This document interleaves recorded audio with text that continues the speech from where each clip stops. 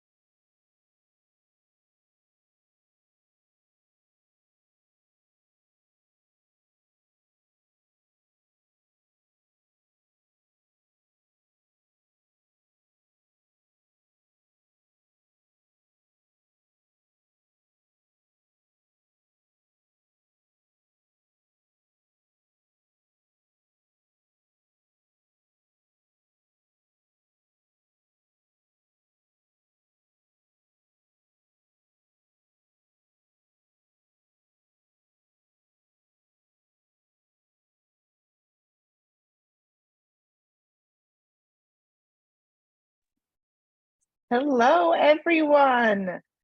We're so glad you're here joining us for day 2 of Understanding and Preventing Sextortion with AMAZE and THORN. It's going to be another great day of learning and sharing, so we're going to go ahead and get started.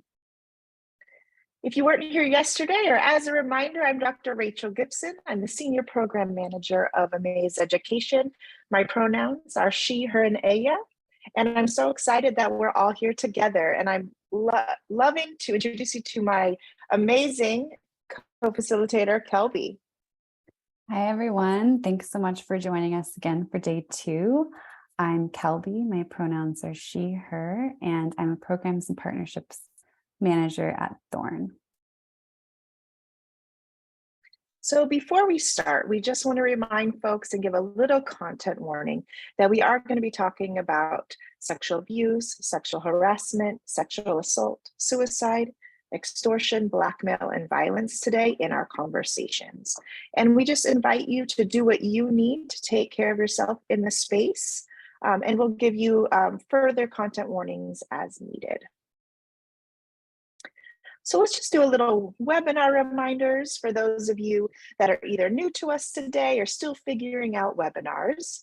The chat is there. Don't forget that we have Nora and Lakara from Advocates for Youth and AMAZE in the chat, answering any quick questions you might have and engaging with you all. We also have a note catcher for you today. So if you want to take notes, you need to remind yourself of some things, we'll put that in the chat so y'all can use that. We also want to really remind you that if you have any questions specifically for Kelbi and I, put that in the Q&A portion of the webinar, and you'll see that button on the bottom of your screen. And we'll go ahead and answer questions throughout the presentation and leave some space and time at the end to do that as well. We will be sharing the recording slides and all of the resources that we go over today. So you don't have to worry about frantically taking notes or screenshotting or taking photos. We will share everything out. Next, we really want to remind you all that we're building a community here, and we're striving to create a virtual environment where everyone feels safe and comfortable. We're hoping that you all are here to be open and educate and learn from others.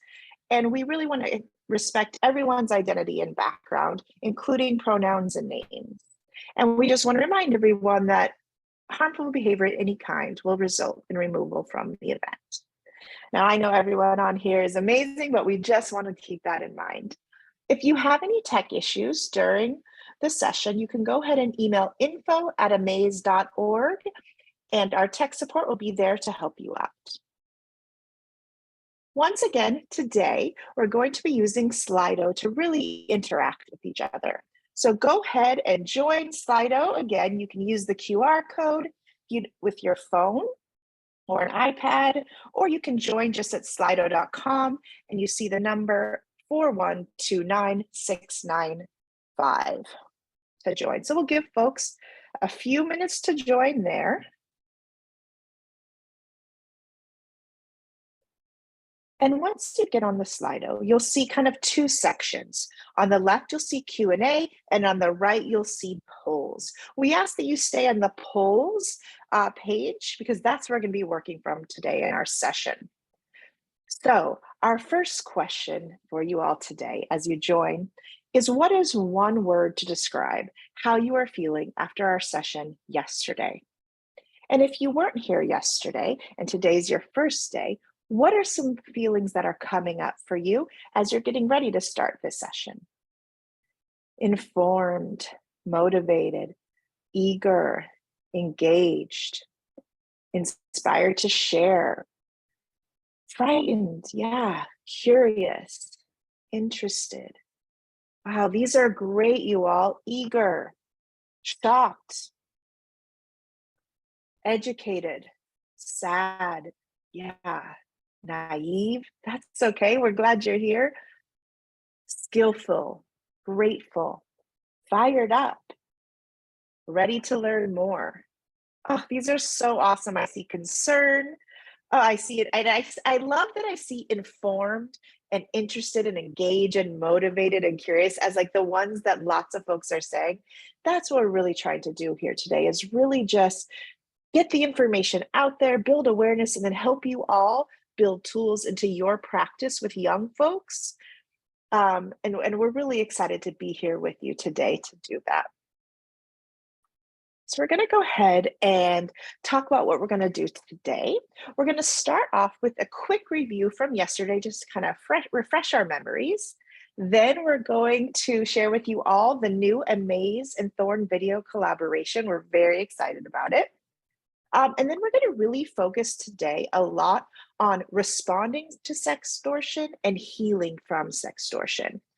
And then we'll really take a deep dive showing you a bunch of supports and resources for whatever your role is with young people. We'll do a little reflection piece, and then we'll do a closing and evaluation. And we really hope that folks can stay on and do the evaluation. It is quick. And not only will you automatically get a certificate of participation when you complete it, but it really helps us in knowing how we can better serve all of you to bring more informational sessions like this to our communities. So our objectives for today, at the end of the session, we hope that you can implement the steps of response and action planning.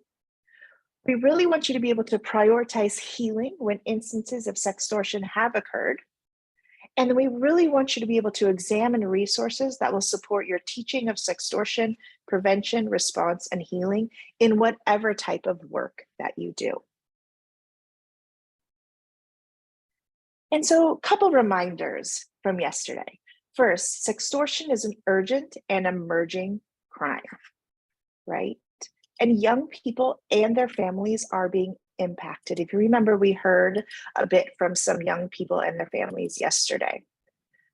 We also want to remind you that it's never the fault of the young person, and that prevention is just the very first step.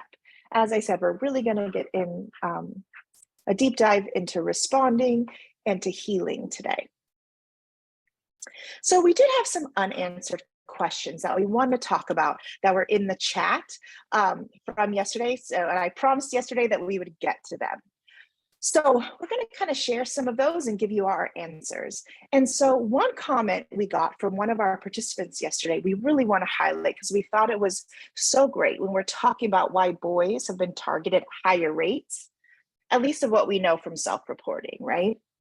So this person, I'm reading their comment, quote, says, I work crimes against children for federal law enforcement, but prefer to remain anonymous to the group.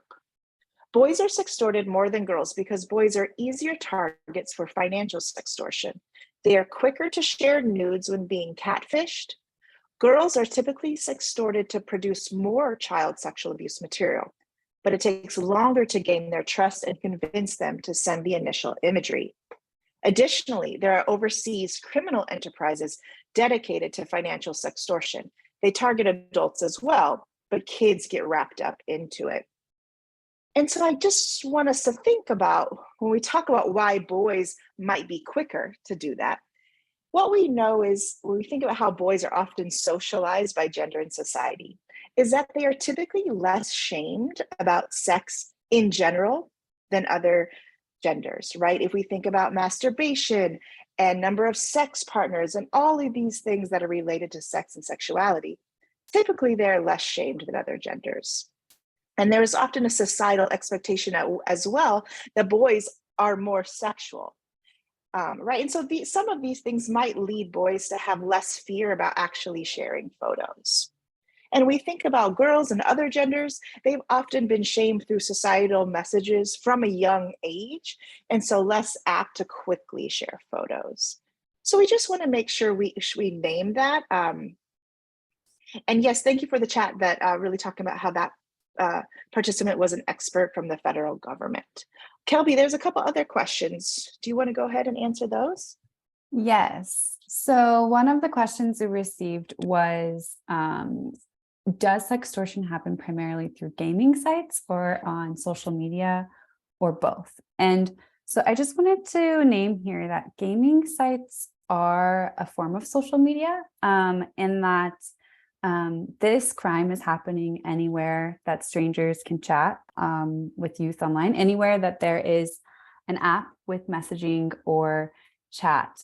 So like I mentioned yesterday, it kind of spans across all platforms, and it could be gaming, it could start on one platform and then they could move to another one. So it is unfortunately everywhere at this time. Yeah, thanks, Kelbi. I was just talking to my nephew about this. He was playing Fortnite, and I asked, I was like, oh, do people ever try to chat with you? And he was like, yeah, but I don't have gaming headphones, so I can't talk back to them. And I was like, ooh, strategic move on my sister's part, for sure. Another question we got was, how do we get our children to be honest in telling us about their social media friends? And this is a hard one, right? But it's really all about being a trusted adult in every area of their life and having open communication and checking in early and often. And also remember, as they get older, they might not tell us everything, right? As a teacher, one thing I often learned was how often adolescents might take on a different persona at school or with their friends, and parents would be shocked when they found out some things. And so as hard as it might be, as parents, try not to take that personal, right? This is all developmentally appropriate and typical behavior. Young people are figuring out how to navigate the world in different social circles, and they're finding their way, right? And looking for independence. But the more you normalize conversations about social media, and not just in negative ways, right? In all the ways, the more they will talk to you naturally and easily. Kelbi, go ahead and go for the next question. Yeah. So the next one was, how do you handle parents or caregivers who don't want to acknowledge that their child has been abused online? So this is a really good question. And unfortunately, this happens a lot where kids don't have supportive parents in their lives. And so we hope that kids have trusted adults in their corner. And a trusted adult doesn't have to be a parent. So it could be a teacher, it could be a coach, it could be a neighbor, it could be anyone. And so just naming that we hope that they have trusted adults, and that if they don't, we also hope that our youth resources reach kids directly online, and so that youth can seek help on their own.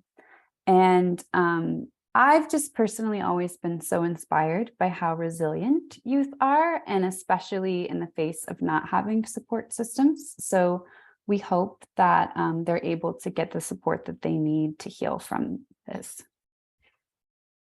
Yeah, and that's really part of the beauty with both AMAZE and THORN is that our resources are going directly to youth for folks that need them.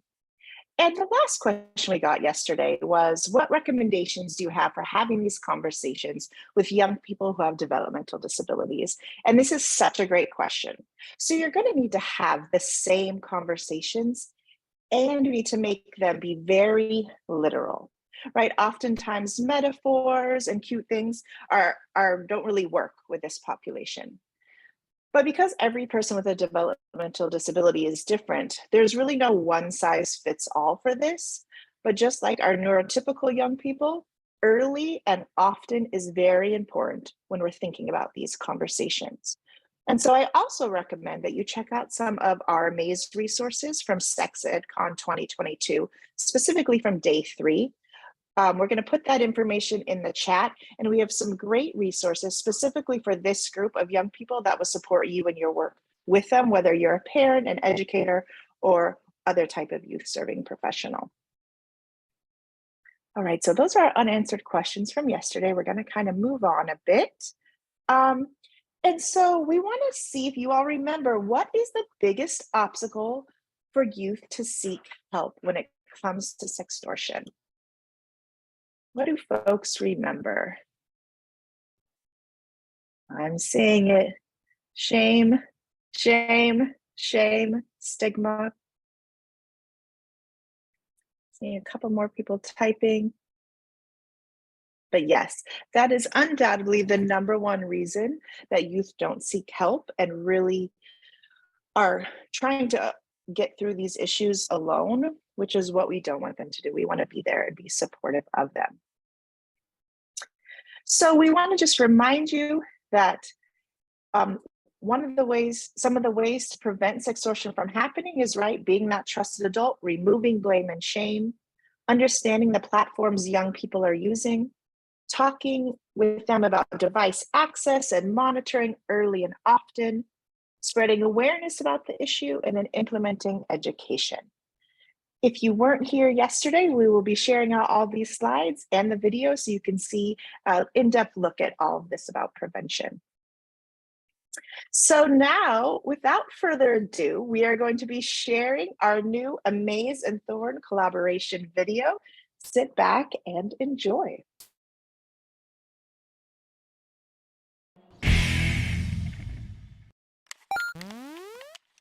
Being connected to your friends, family, and everyone else online can be awesome.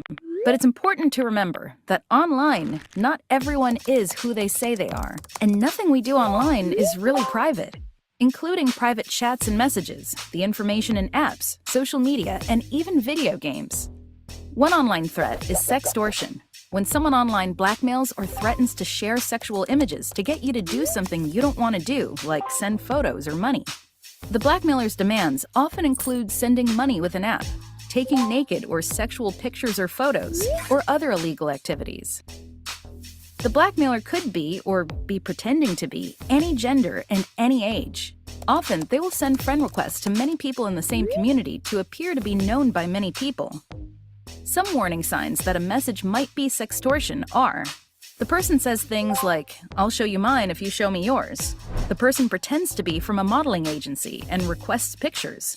The person wants to quickly develop a romantic relationship.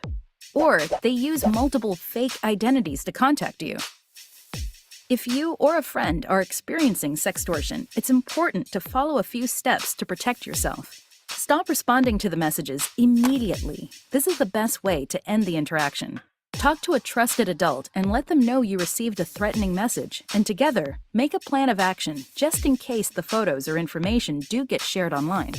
Report the harassment to the authorities and make a report to the app that you received the messages on. Some important don'ts. Don't delete images or messages. These can be used as evidence by the authorities in the future. Don't pay money to the blackmailers, as they will likely continue to ask for more. The most important thing to remember about sextortion is that the blackmailer is to blame, not you. What they are doing is a crime. It is not your fault. You are not alone, And there is support to help you through this difficult situation.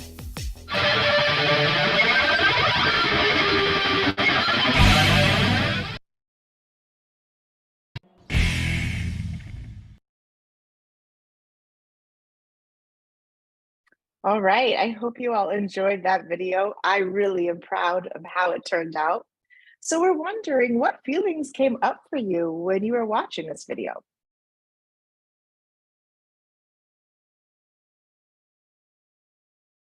You go ahead and get back in that Slido. There's hope. Yeah, it's relatable, open-minded, hopeful. Yes, you can use it in your teaching. Perfect. Relief that there's a resource available. It's not shameful. It's easy to understand. Want to share with kids at school. Youth can relate. Yeah, a great resource. Oh, good animation. I'll let our animators know. Yeah, all kids should see this, and we hope they do. Please share it widely. Awesome. We're so excited. The link is in the chat to our website to watch the video again. It's also on our YouTube channel. So we hope that you are able to share it more.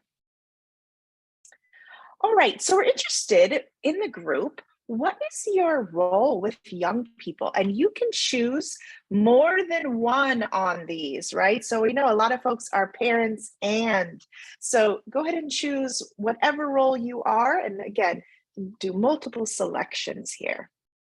A lot of folks from nonprofits and educators, a lot of parents. Great.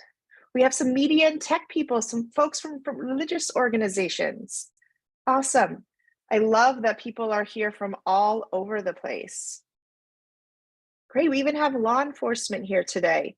This is so good to see this variety of folks all coming together to support our young people, right? And that's what it's all about, right? Often we're doing this work in silos alone, but it's so great to see us all coming together to really tackle this issue.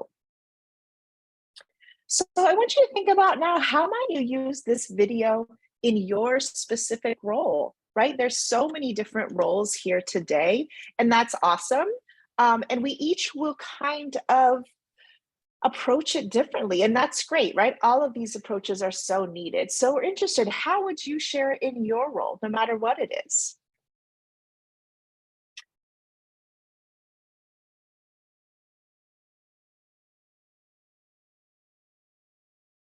And thank you for the person that just told me my camera was off. Appreciate you. All right, so we see a lot of people sharing it at resources. How might other folks share it? Giving it to kids, right? Giving hope, using it as a resource when talking about the topic. Right, I see, using it as a resource on social media. Great. Adding it into activities, awesome. So I wanted to show you this picture here.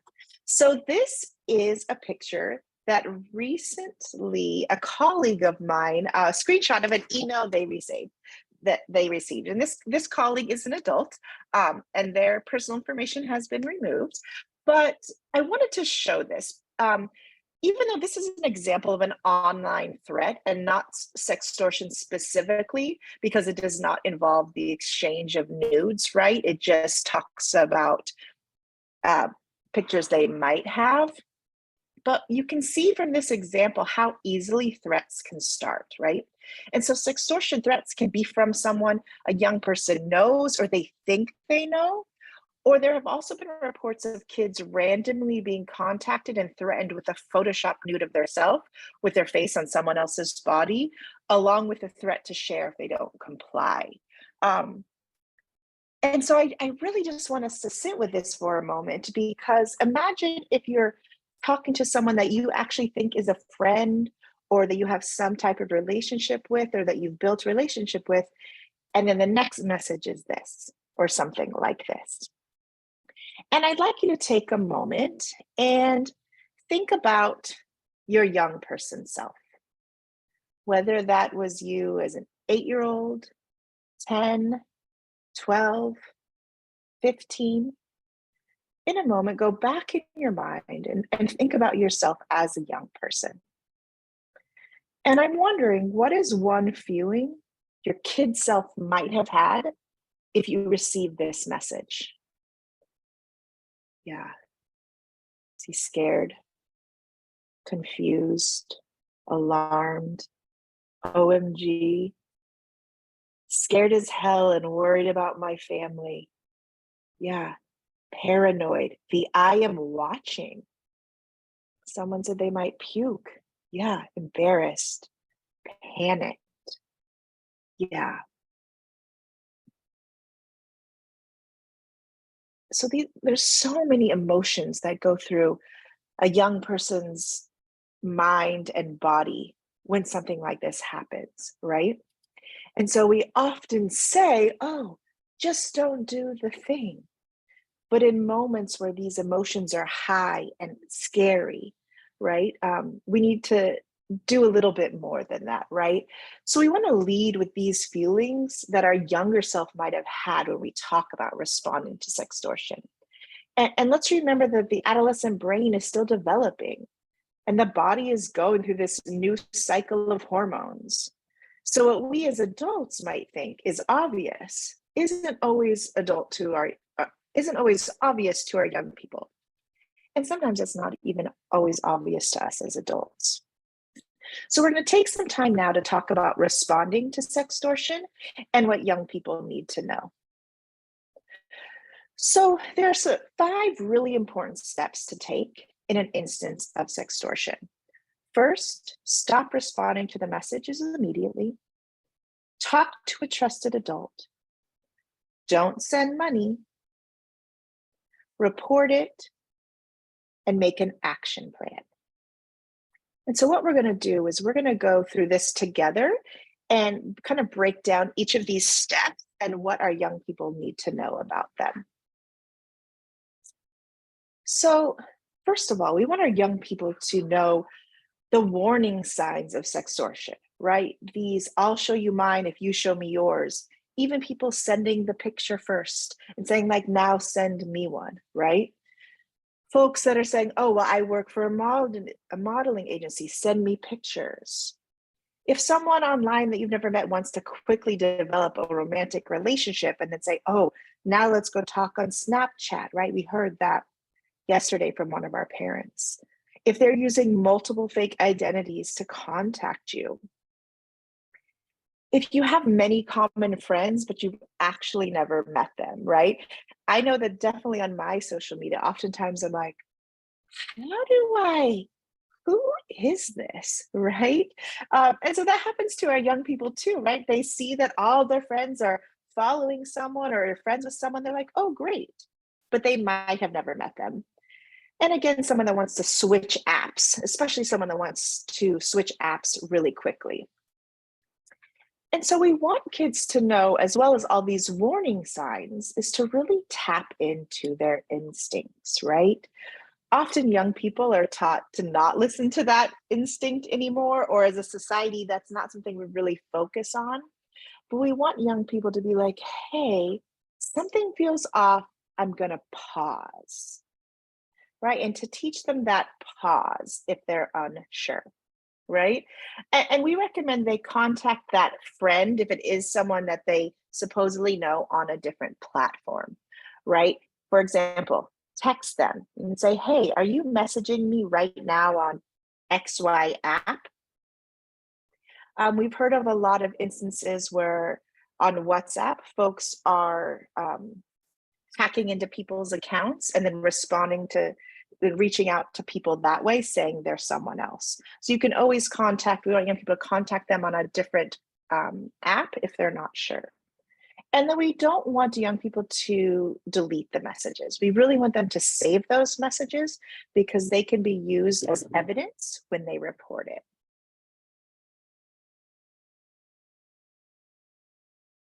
We also really want young people to know, do not send money to the blackmailer. And Kelbi's going to talk to us a little bit while we recommend that. Thank you. Yeah, so it's really important for youth to know to get help instead of paying money or otherwise complying with the blackmailer.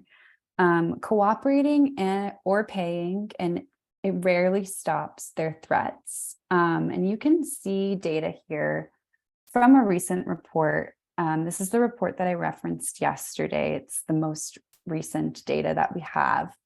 And almost all victims, 93% who had paid the extorter, ended up receiving further demands for money. So that just shows that even if they thought that they were paying to stop them, the threats still came. And nearly 40% had their images distributed anyway. So taken together, these findings support the recommendation that's given by many experts who work on this issue, which is to never pay the abuser or the extorter. Thank you so much, Kelbi. I think that is just scary, right? Imagine a young person being afraid.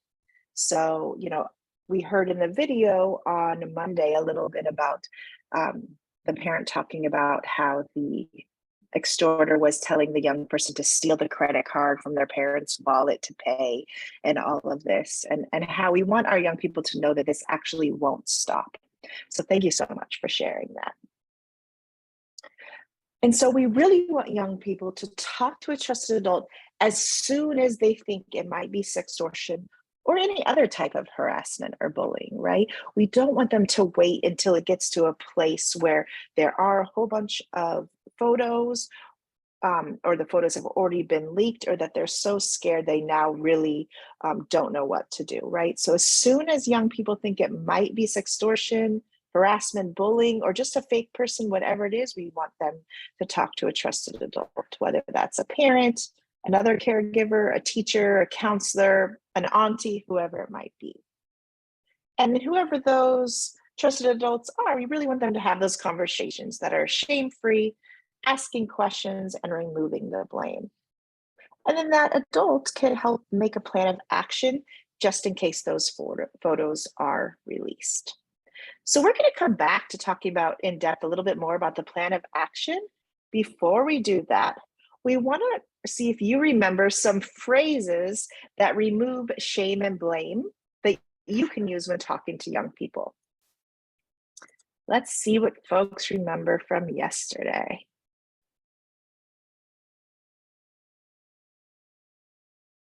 It's not your fault. Yeah, great. Oh, that's a common one. Love it. We will get through this together. What this person did is a crime. It's natural to be curious. Let's come up with a plan. Thank you for coming to me. I'm glad you came to talk to me. I'm always here for you. Thank you for trusting me. You were brave. I'm on your side. It took courage. These are so great. We'll solve this. We're in this together. These are such amazing phrases to start the conversation with our young people, right? I'm here to talk. I'm glad you chose to. These are awesome. Thank you. So let's talk about action planning, and what does an action plan mean when it comes to working with our young people?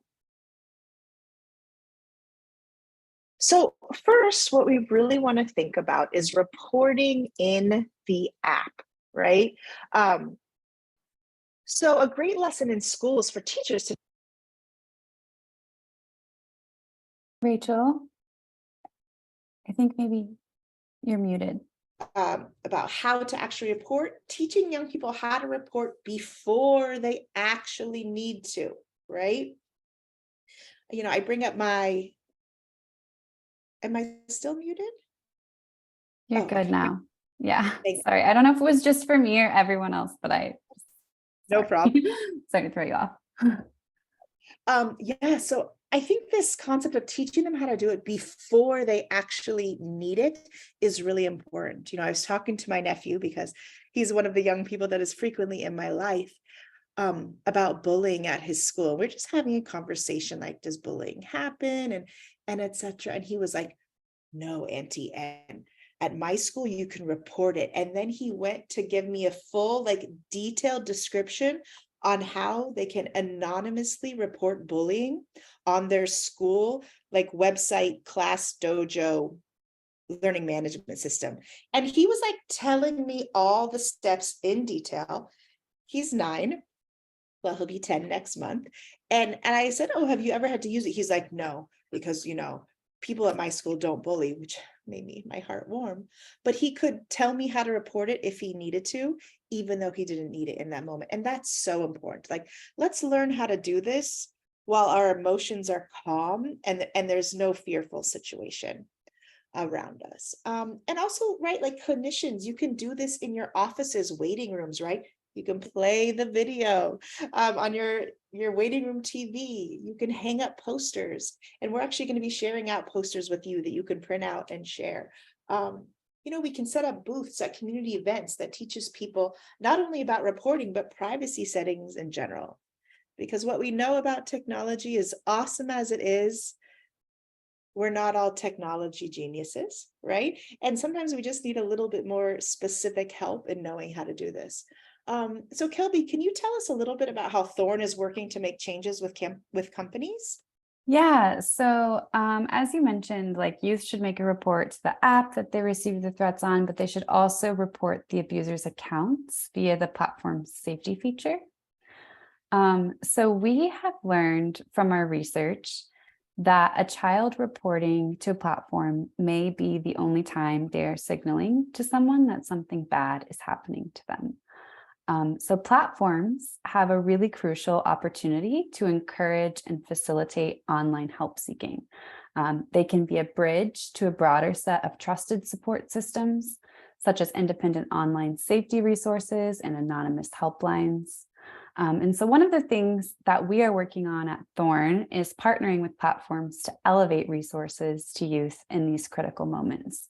So we're wanting to help platforms once someone reports, to serve resources that will help them check in on them immediately in that moment. Thank you so much, Kelbi. Let's talk about reporting to authorities now. Yes, so victims should also make a report to the National Center for Missing and Exploited Children. So because of the nuance around age and sexting laws, the involvement of technology, and because sextortion is an organized crime, it is recommended to make a report to the federal level, to NCMEC and the FBI. So NCMEC being the National Center for Missing and Exploited Children, and the FBI. You can report to one or the other, but they are trained and ready to respond to this crime type with a trauma-informed response.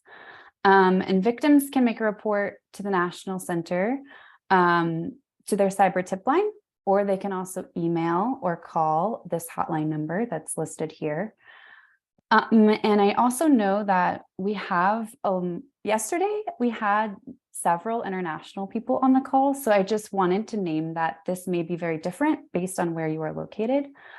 For international reporting, there are several different helplines that we can link to. In Canada, there's the Canadian Centre for Child Protection. In the UK and Europe, there's the Internet Watch Foundation. In Australia, there's the eSafety Commissioner. And in other areas of the world, there's the InHope helpline. So I hope that that's helpful. Thank you so much, Kelbi. This is an international public safety threat, and I'm so glad we were able to share those international resources as well. So we want to talk about nuance a little bit. Similar to many sexuality topics, sextortion is really complicated, and there's not a one-size-fits-all approach to responding to it. And what I want to reinforce from yesterday is that shame is the #1 reason why young people don't seek help. So I'm going to say it again. The biggest barrier to help is young people feeling shame. Another reason why youth might not seek help is because of fear of getting in trouble. And so one example of that is in 2019, a teen victim of revenge porn was charged and added to the sex offender registry after making a report to their school resource officer. And so in this instance, this system that is supposed to protect youth failed. And so we're going to drop the link to that case in the chat if you'd like to read more. But as trusted adults, it is critical for us to create a culture of support for young people to reduce shame and victim blaming. We want to offer that we use a strength-based approach with our young people, one that first values them as individuals in their humanity, right? Every situation is different, just like every kid involved in sextortion is different. And if we truly want to protect kids, knowing that shame is what keeps them from seeking help, let's explore alternative ways to support them through an experience of sextortion. Everyone needs to decide what's best given what you know about this situation, right? Your role, any legal reporting requirements you might have, etc. But let's keep the barrier to seeking help front and center today, which is shame and fear. And as we ponder how we can help young people not feel as much shame so they will come to us for help, we ask that we give our young people grace as they learn to navigate the world, even when all this nuance exists. And we're going to talk some more about response, and then we're really going to get into healing. So we want to talk a little bit about what happens if photos get released. And so there are a few things to think about with this. We really want to create this culture of support for youth, right? But what happens if the photos do get out there? So we encourage that first, as families, you think about talking to the school, right? And this is mainly for bullying prevention, right? If these pictures are out and a lot of their peers are receiving them, we want to make sure that something is in place for young people not to get bullied. We also want to think about reaching out to the parents and caregivers of our young people's friends, right? If these pictures do get out, it could be that the extorter is sending them to their friends' families. And we don't want our young people to be ostracized or shut out from their friends as if they were the ones that send the pictures. And then finally, really reaching out and talking with your own family and family members. If they're sending these pictures to, grandma and grandpa, aunties and uncles, cousins, right? We really want to build this community of support for our young people, that folks know this is coming and that someone committed a crime, and that we're working to support our young people healing through this, rather than, oh no, look what our young person did, they're grounded or something. So we really want to think about that if the photos do get released, because people can see them. All right, and Kelbi's going to talk a little bit about what to do with the photos. Yeah, so if the photos have been distributed and shared on the internet, the National Center for Missing and Exploited Children offers a few resources and services to help victims remove that from the internet. So they actually have a brand new service called Take It Down that will guide you through the steps to remove the content. And they also have the option to remain anonymous during this reporting process. So both of these resources are linked here, and they will be shared afterward as well. And what's really cool, Kelbi, is that actually on Monday, like 3 different articles on news sources about Take It Down came out. And I was like, look at us on trend with the times. Yeah, see, if you just Google Take It Down, you'll see all the articles that came out on Monday. All right. And so then step 5 of this is really having continued support with our young folks, right? And the first thing in that is linking them with a mental health services provider. And this could be a school counselor, a therapist, a support group in your community, right? Because especially if the photos get out, right, there might be bullying, there can be lack of trust, all these things that come up for young people and adults when this happens. And we're going to get a little bit more into that when we talk about healing. but we also want to remind you to check in often with the young person. I think we all know that teenagers will be like, I don't want to talk about it. And we check in and we talk about it anyway, right? We also want to follow up with reporting and follow up with in community, right? Whether that's with our families, the parents of our child's friends, and even with the school to see how are we all managing this instance together. And most important, we want our young people to know that it is not their fault. The blackmailer is to blame, and the blackmailer is committing a crime. And so that goes really hand in hand with what we were talking about, being a trusted adult and leading with those phrases that remove shame and blame to support our young people through this really difficult time. So we're going to take a pause because we see a lot of questions in the Q&A box. So we're going to kind of look at this and answer some questions.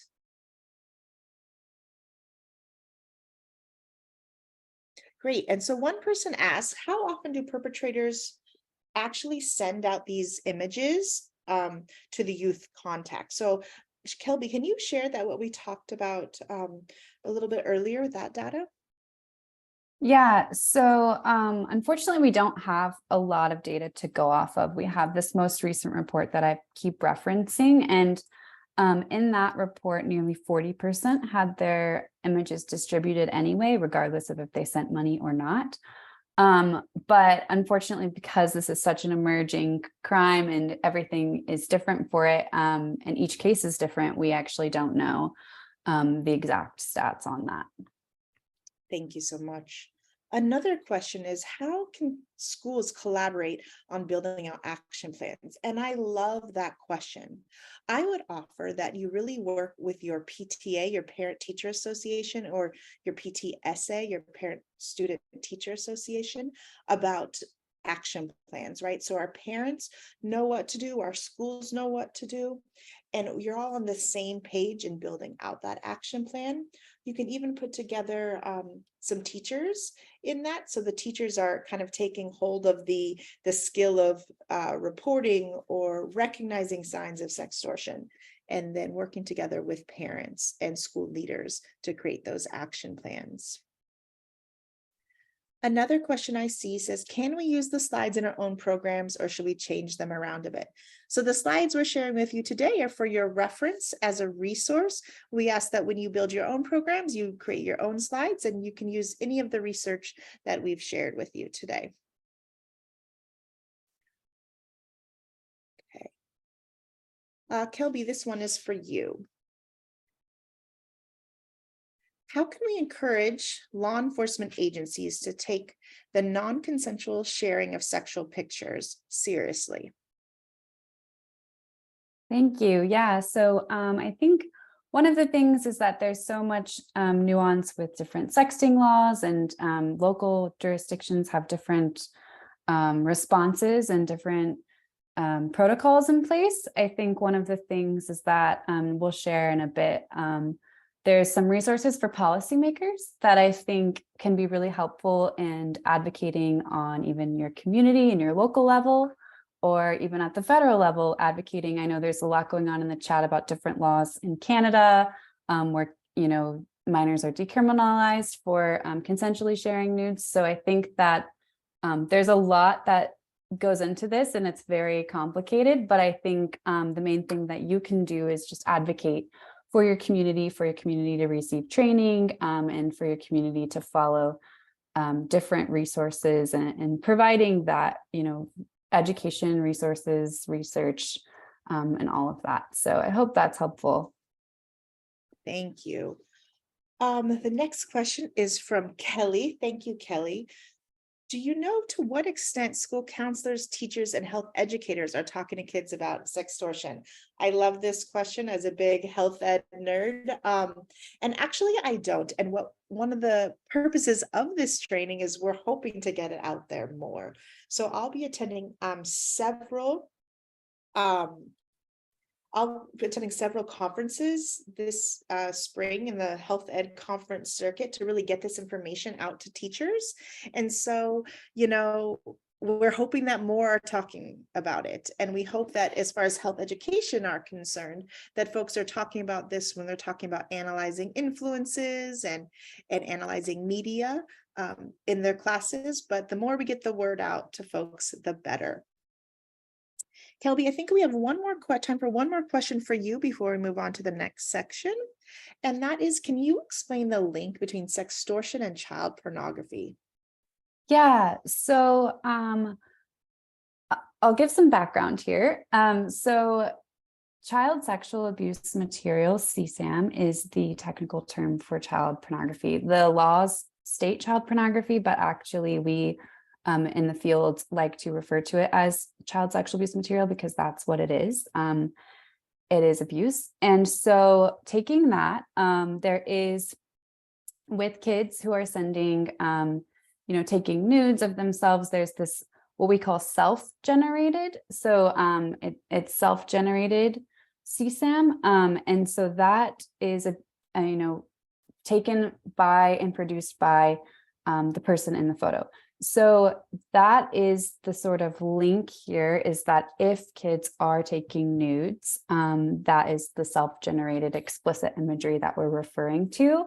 And that could be, if they are minors, it could fall under that category of child pornography within the legal laws. So it's far more complicated than that, and I could spend more time explaining the different nuances and technicalities around that, but that's just a quick snapshot of what that means. Thanks so much, Kelbi. So I see a lot more questions coming up. We are going to have more time for questions in a bit, but we want to move on and really talk about healing for a bit. So let's get into it. Let's talk about healing, which is, in my opinion, one of the most important things when sextortion has occurred. So what's important to know first is that sextortion is one form of sexual violence, right? And there are certain effects, common effects that sextortion might have on a young person. Again, one of those is intense shame and guilt, but also anxiety, depression, post-traumatic stress disorder, known as PTSD. They might become isolated, they might experience bullying, and they might have suicidal ideation or attempts, like what we heard from the parents yesterday in the video. And so I think it's really important to understand this, because it's not just something that we want to blow off, right? Like, oh, a thing happened, it's over, keep moving, right? These are real things that can affect young people. And so we want to be aware and be able to check in on our young people about them. And so some really important do's when it comes to healing. Again, most importantly, blaming the blackmailer. They are the person that has committed a crime and have done something wrong. Remember, these folks are part of organized crime, right? And they are highly skilled at knowing what our young people will do with using the correct words, right? So we really want to help our young people cultivate self-compassion. Rather than blame, we want them to feel like, okay, this happened, but that's okay. I'm talking about it. I'm reporting it. Me talking about it, me reporting it could prevent other people from experiencing it, right? And building on their strengths and building up that self-compassion for something that happened that that many people go through. Really focusing on those positive qualities, right? Of courage, of bravery, of strength. And we really want them to be able to talk to a trusted adult, even if it's not a parent or caregiver. I know that can be hard, but if it's not you, it can be someone else. And if they have a close friend that is their age that they can talk to, that is also okay, right? Maybe you talk about it with parents and caregivers and that friends. Maybe a couple parents that you're close with, if you have your parent, caregiver, kid circle, maybe you all talk about it together. And that really kind of takes away the shame. It normalizes the conversation and it keeps those supports in place. We also recommend mindfulness practices, right? Whether that's deep breath work or yoga or meditation or journaling or whatever that mindfulness practice means to you and your family, we really encourage that. We also really encourage that our young people work with a mental health services provider, whether it's counseling or therapy. Cognitive behavioral therapy and EDMR have really shown to be effective with survivors of sexual violence. So we really encourage you to reach out to someone, whether it's through your young person's school or through your insurance or through a community center, whatever way works for you. And then really focusing on rebuilding relationships, right? If pictures get out, this can be very hard for a young person, right? Everyone at school saw these pictures, or the whole family, or whatever it might be, and they might need to rebuild some relationships in the community if they've been shamed, if they've been isolated and bullied. And so they can really do that with support of our family and friends and other trusted adults. So those are the really important do's to think about when we're talking about healing. What are some other ways young people and their families might focus on healing? So what can you all offer? I know there's a lot of mental health services providers with us today.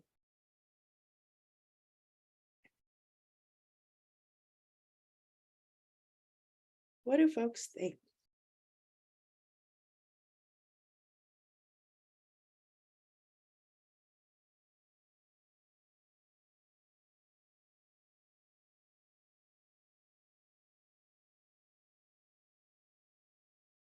All right, I see restorative justice practices, yes. Doing something creative like drawing or dancing, improving and building on communication, art, yes, art therapy. Working with other family members to remove shame and guilt, right? Participating in other healthy outlets, maybe it's a sports or, science club or whatever it might be. Get family therapy. How great to come together as a family to talk about it. Helping an organization, the community create awareness, right? Being involved to help with prevention, mentorship, games. Building community like community service. Yes, these are all such great ways to really experience healing, right? Finding a new hobby to do together, right? If young folks have been isolated from friends and other young people, helping them branch out to meet new friends is really important. And also, I just want to say, as scary as this may be, reminding our young people that if their friends are isolating them, let's maybe introduce them some new type of friends. It's friend breakups are hard for young people, even adults, right? But helping them and learn how to make different friends and new friends, especially in a time like this, is really important. And I love that someone put affirmations and practicing gratitude. That's awesome. Thank you, everyone, for sharing all those methods of healing. What we really want to remember is that the young people in our lives might not recognize the effects of sextortion on their mental health, right? They might be unsure of who to go to for help. They might be afraid to get help due to fear and shame. And they might need you to check in, even if they don't ask. And they also need your love, support, and guidance through this. And I just really want to highlight in this that although we're talking about young people specifically in this 2-day webinar, all people that experience sextortion need this, right? It's not just our young people.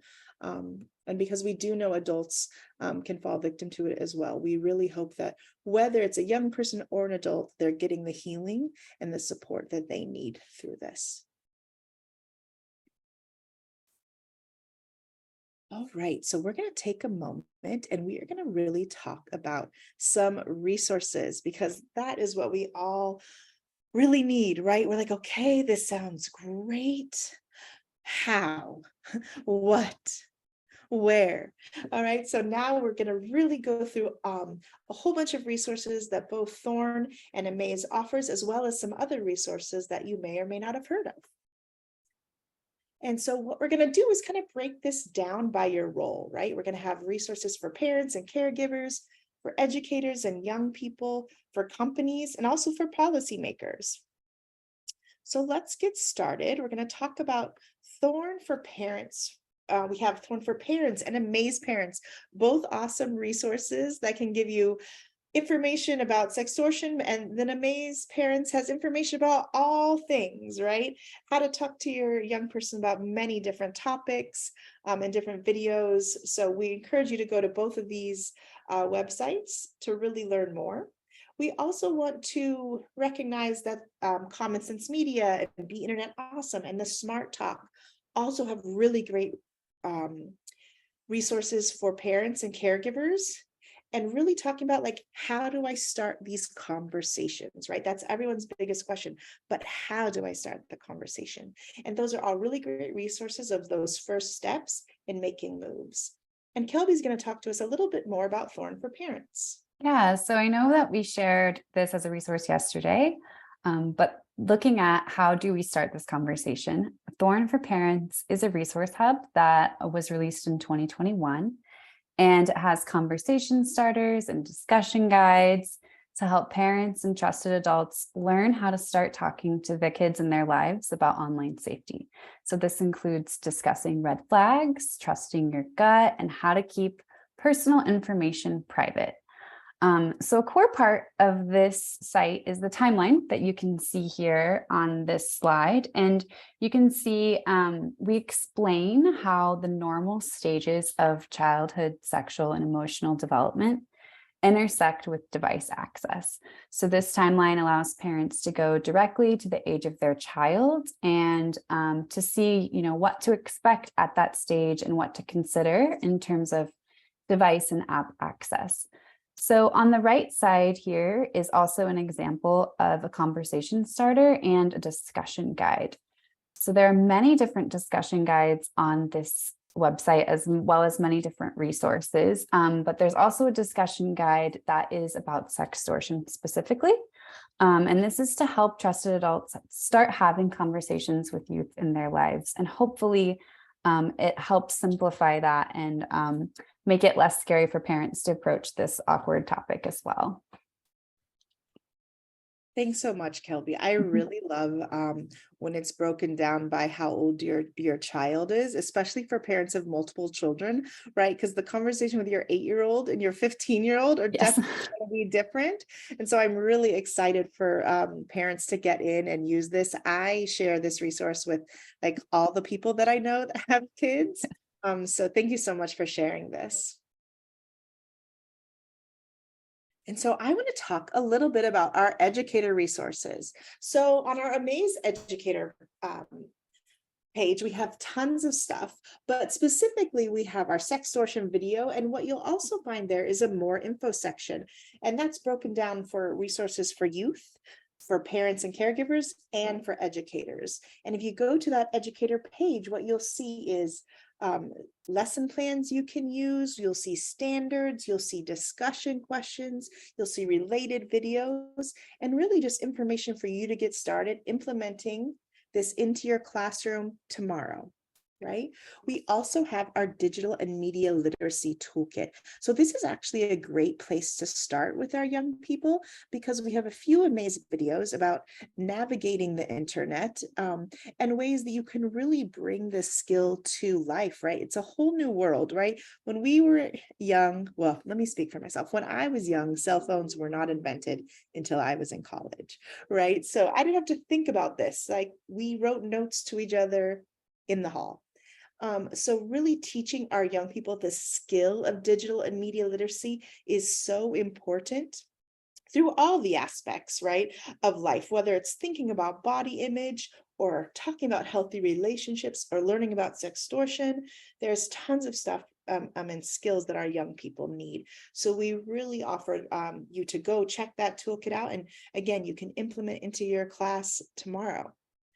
We're also going to be sharing out a lesson activities outline, and this outline will really help teachers give you some examples of how you can have and build on a Sextortion lesson in your class, right? And so I have some activities for you, as well as some just little talking points and ideas about what you could do, whether you're teaching middle school, high school, in your classrooms. We're also going to be sharing out an AMAZE and THORN resource guide. I think we'll put it in the chat, but we're also going to send it to you in our follow-up email, and it will be on our website.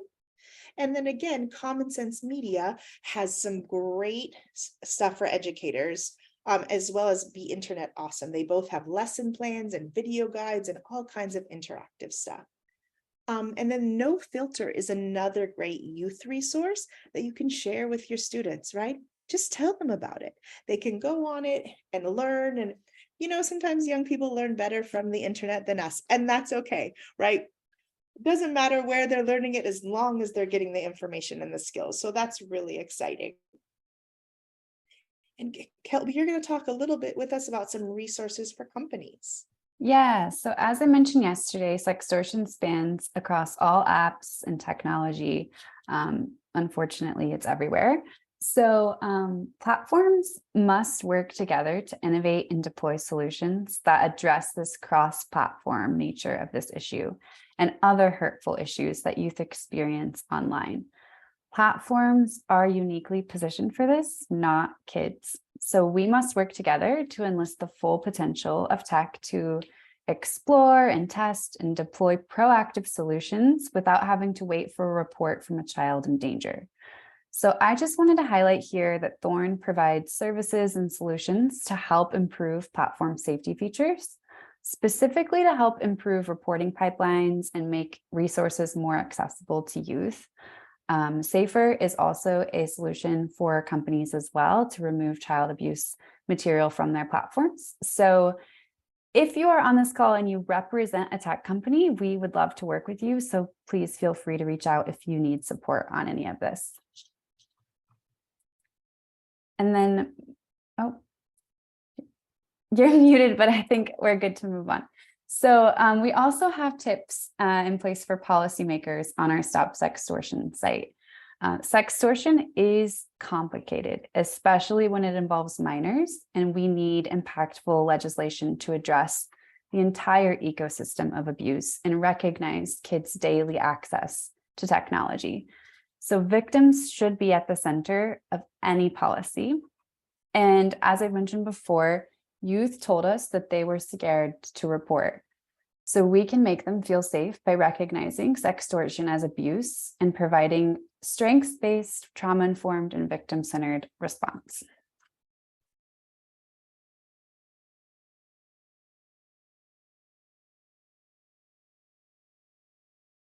And then lastly, I just wanted to give a final reminder here to remove shame. So the biggest thing you can do today is to help youth in your community is to remove shame and let youth know that you are there for them no matter what. Kids must know that they are never at fault if someone abuses, betrays, or tricks them, and they need to have the confidence to get the support that they need when harmful situations occur. Thank you so much, Kelbi.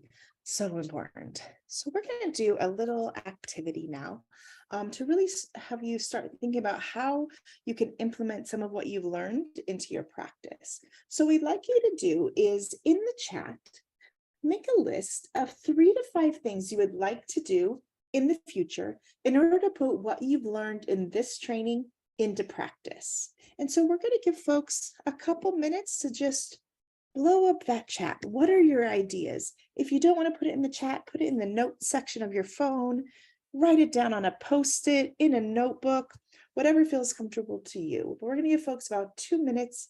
What are 3 to 5 things you would like to do in order to put what you've learned in this training into practice?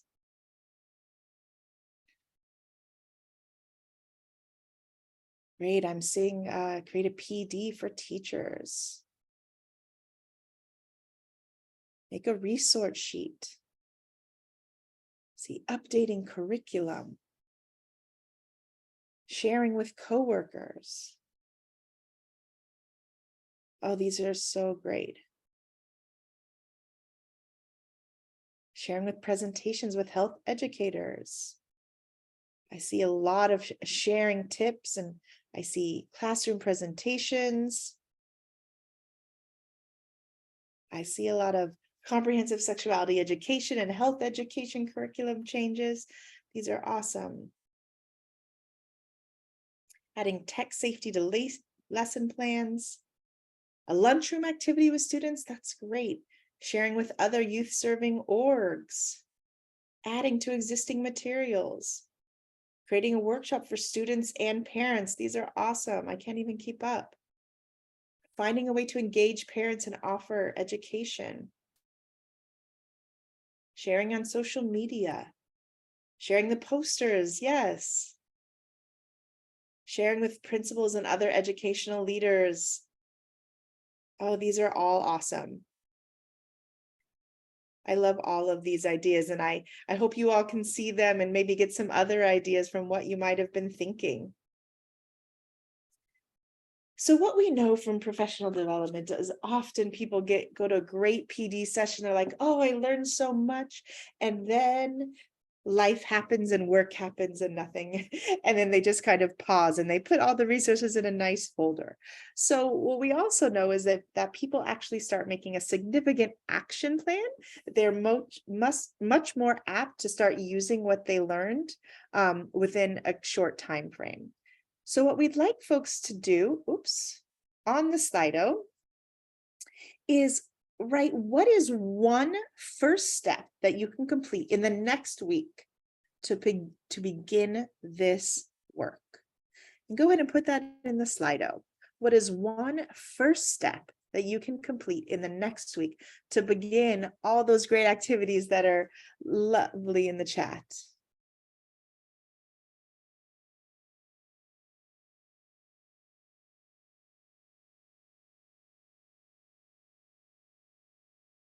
Okay, I'm seeing some reach out to youth directors, just reviewing the curriculum. Sharing the AMAZE and THORN video with family members, yes. I send those links on my social media and my phones. I'm like, and here we go. I love how a lot of folks are saying, start out just sharing the video, looking over the resources. Yes, looking over these videos and taking some more notes. Sharing out with staff meetings next week. Yes. These are all great first steps, right? To really get activated and really get moving with this work so we don't forget about it.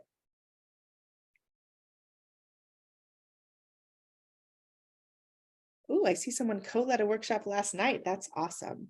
So we have some time to answer some more questions from our Q&A. We have some really great ones. So you want to try to get to as many of them as possible. So one really great question that I want to highlight is from Jay. And they ask, what alternatives to law enforcement exist for reporting for young people who don't feel safe going to their local police? And this is especially, we're talking about BIPOC youth, queer youth, young people with disabilities, and other folks that are already marginalized and who might have witnessed police violence. And Kelbi, can you kind of just share the what you talked about earlier and highlight what we talked about for the national reporting and some of the things you said? Yeah, so victims of sextortion should report to the National Center for Missing and Exploited Children. So this is an organized crime. And because of that and the nuance around age and sexting laws and the involvement of technology, it's really recommended to report at the federal level, and they are trained to respond with a trauma-informed approach, with care, and they are ready to support youth who are in crisis. So that is where we're recommending the victims report to. And I don't know if you had anything else you wanted to share on that, but that's just for the reporting of it all. Yeah, definitely. Thank you so much, Kelbi. Appreciate that. We have another question. We have a lot of questions that I think you're going to be the best person to answer, Kelbi. So if you don't mind, I'll put you on the spot. We'll see. Thanks. Do my best. So yeah, we have someone that wants to know, how do folks actually send the sensitive images out to the youth context. Do you have any information about the technology and how they actually do that? I wish I had more information to share. I've only heard of, stories through cases. I've heard of them just like messaging on social media, or sending they're friending their family members and sending it that way. I don't really know. I mean, this crime is evolving, it's emerging, it's ever changing. So I wish I had more information to share, but that's just what I know from recent cases. And also, there are other, reports not of sextortion, but of just leaked nudes getting out in schools, and you can see how it spreads and how bullying occurs. So I'm sure it's similar to that. Yeah, that is a question that I love, and it's well beyond my technology knowledge. But my brother is actually a computer science specialist, so I'm gonna and what he does is he is actually an anti-hacker. So he builds software to prevent these type of things. So I'm going to talk to him about the actual computer science of it all and see what he can tell me. And I can get back to everyone on that. Another great question that we have is, what are your thoughts about minimizing media reporting on the victim to and we see a lot of sensationalism when it happens. Do you think minimizing that reporting would be more helpful, or what are your thoughts on that, Kelbi? Honestly, I don't know. I feel like in some ways it feels very scary to be seeing all of these, headlines, but at the same time, it's important to know what's happening to youth, and especially happening, right in our communities. So honestly, I'm sorry, I don't have a great answer for that, because I'm not exactly sure the best approach, right? We want everyone to get the education and the resources they need, but we don't want to scare kids and to create more fear and isolation. So there has to be a balance there for sure. Yeah, I love that word balance, right? I think that's one great thing about having all of these different roles here on this call, rather than just all siloed, is we can take really this multi-pronged approach into dealing with this, issue that's really big. Okay, so another great question, and this one is for me, says, what parental skills would we offer to parents about talking about nude photos and how there can be consequences, right? And so again, this goes back to having conversations about technology and media early and often, and being that trusted adult, and letting them know that this can happen, right? And saying, hey, did you know that this happens? This is a thing, right? And talking, have you heard of that before? I mean, there are many TV shows that talk about this. I mean, there was a whole thing on Euphoria all about some sextortion. If folks remember that show, I highly suggest you watch it. And there's a whole piece about that on it. So really just talking about, hey, this is a thing that happens, or what have you seen when they see something on TV? If there's a commercial, if there's something happening on a TV show, asking them, what do they think about that? And keeping those lines of communication open, and letting them know that, hey, we shouldn't be sending nude photos if that's what your family value is, right? I know that folks earlier in the chat were talking about different rules in Canada, and we also want to recognize that different families in different countries have different laws about ages and things like that.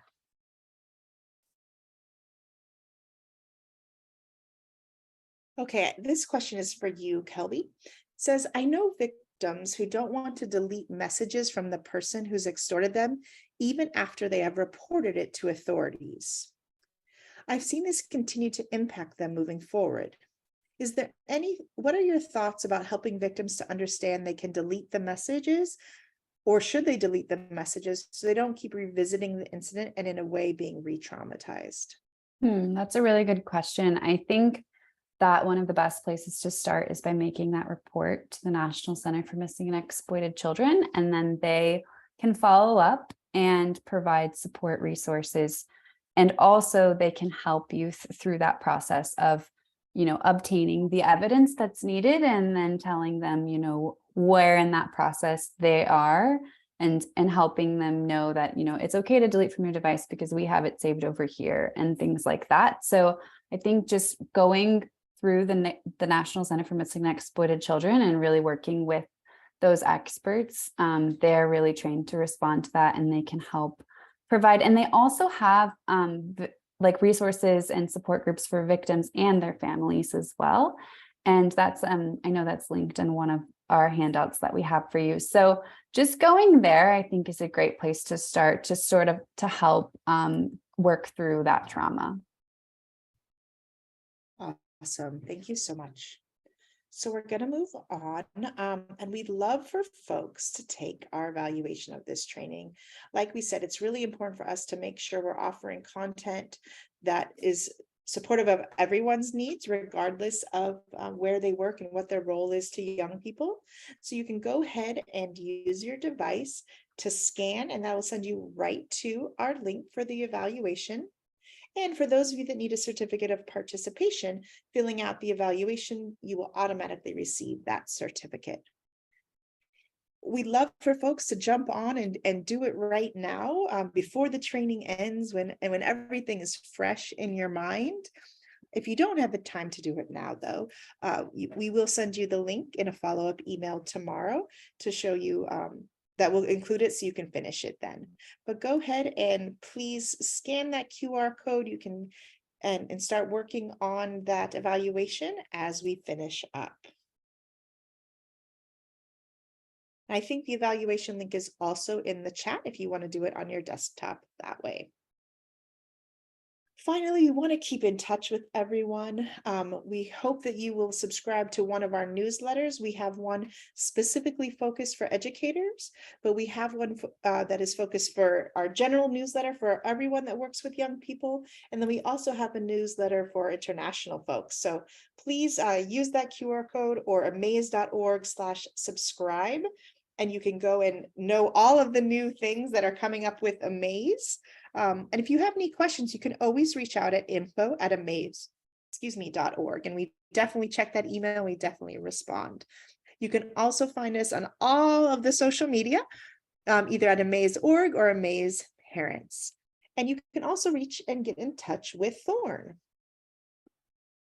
Yes, thank you. So this is the same that we shared yesterday, but it's all of our resources and also a QR code to subscribe to our newsletter to learn more about different issues around internet-enabled abuse and child abuse. And so we also have this info@thorn.org email address too. So if you had any questions or if you wanted to follow up or reach me, you can go that way. So thank you so much. I really appreciate all of the wonderful dialogue that everyone has brought today. It's been really inspiring, and I'm really excited that you're all going out into your communities and creating change. So thank you so much.